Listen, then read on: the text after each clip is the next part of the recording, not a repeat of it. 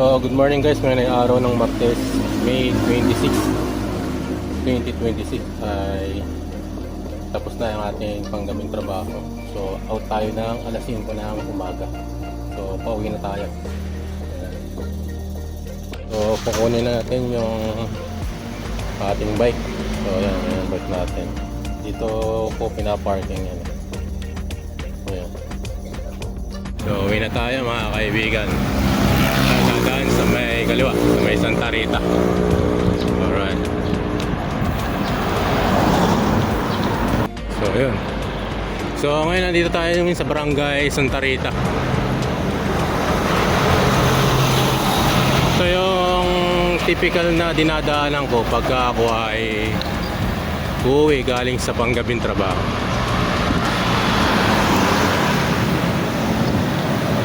So, ayan, dito. Dati, itong Santa Rita na to ay hindi puro establishment. Ngayon ay punong-puno na ng mga establishment, pati mga restaurant. So, ngayon ay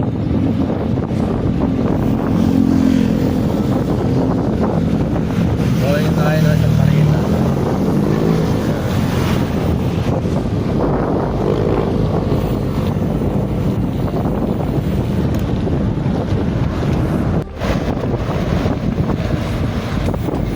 So, ayan.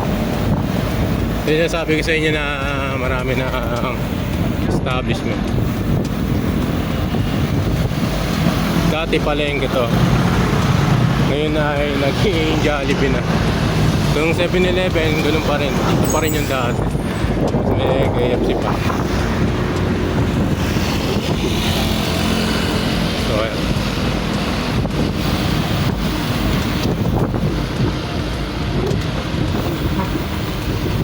Tapos ngayon ay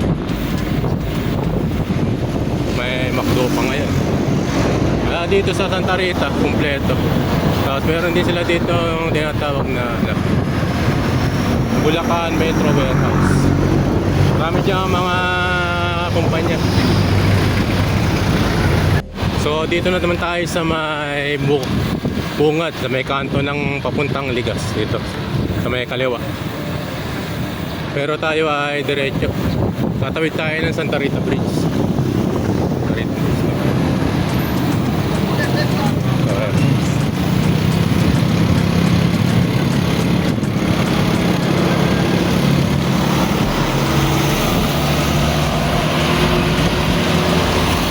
Itong tuloy na to, nag-uugnay ng Giginto sa kanang Plaridel, Bulacan.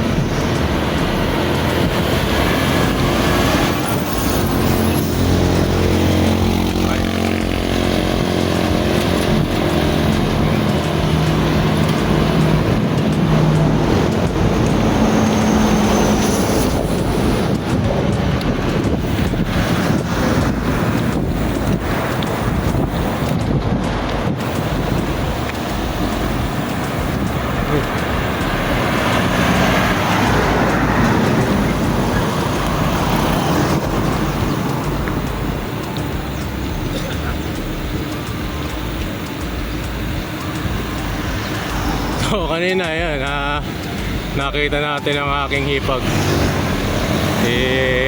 Hipag Irene. Hindi ko lang alam kung saan pupunta, baka mamamalengke.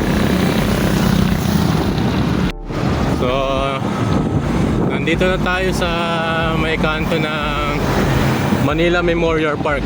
So dito ako dumadaan minsan pagka pauwi na ako. Yan dito.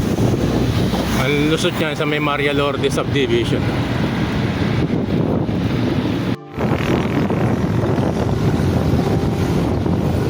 Magandang pumadyak pagka ganitong oras, alas 5 na ang umaga. Hindi mo ramdam ang pagod. Kaya lang, pagka galing ka ng panggabing trabaho, yung nakakapit ko sa atin ay ang kuya.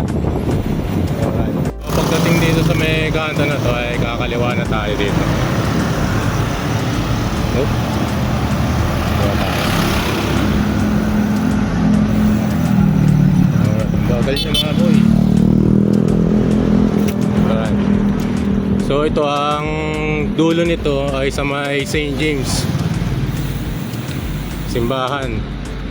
At doon sa tapat nun ay ang munisipyo ng Plaridel. Alright.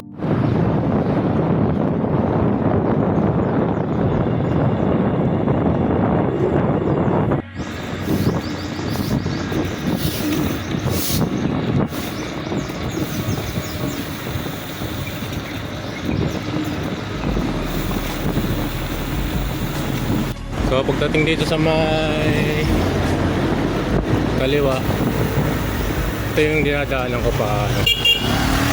Ayun. Alangan pa dun sa jeep na ay sa jeep sa kotse. Bigla lang bubulaga sa iyo. So nandito na tayo sa may Nia Road. Ito yung barangay Tabang. Pero pagdating dito sa may tulay na to ay Barangay Agnaya na to.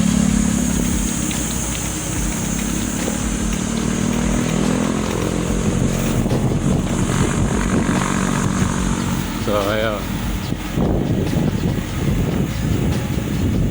So umulan pala kagabi. Kaya lang imbis na makatulong para maging malamig ang klima sa workplace, eh, mas lalo pa ang uminit. Pawis ako kahit may nakatutok na kaming electric fan, hindi kinakaya. So papalapit na talaga yung panahon ng tag-ulan at na kabagan season. Mahirapan na naman to sa mga bike to work employee, pero ganun pa rin, tuloy pa rin ang panyak. Alright.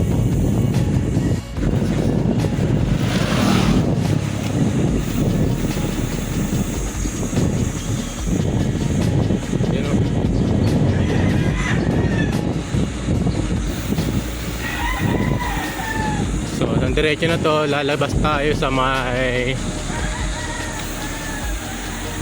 Poblacion Malolos to Poblacion Road. Pag diniretso nyo yun, papunta na kayo ng Barangay Sipat. Pagka kumanang kayo, pupunta kayo ng Crossing Plaridel. Pero tayo ay pupunta ng kaliwa. Yun ang papunta ng Malolos, pero dadaan natin lang yung Agnaya and then yung Barangay Santo Niño na sinasabi ko sa inyo na doon ako nakakatira.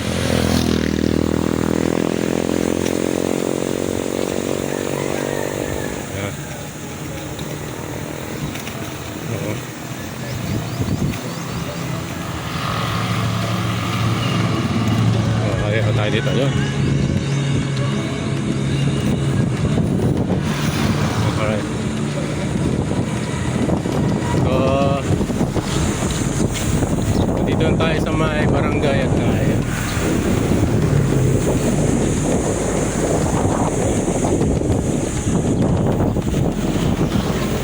Alright. Then after nito, itong Meralco.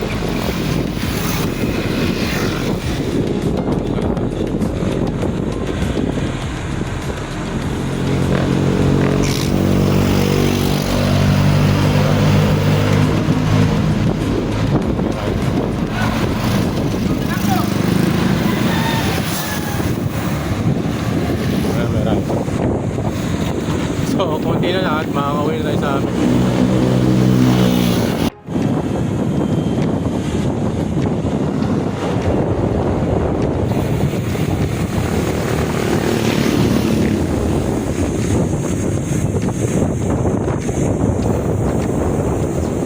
So, dito ako dumadaan.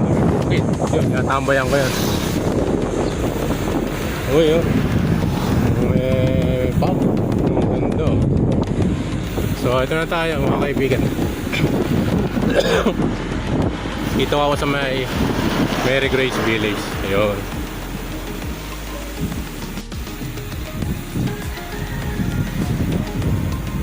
Ayun. So ayan, alaman nyo na kung saan ako typical na dumadaan.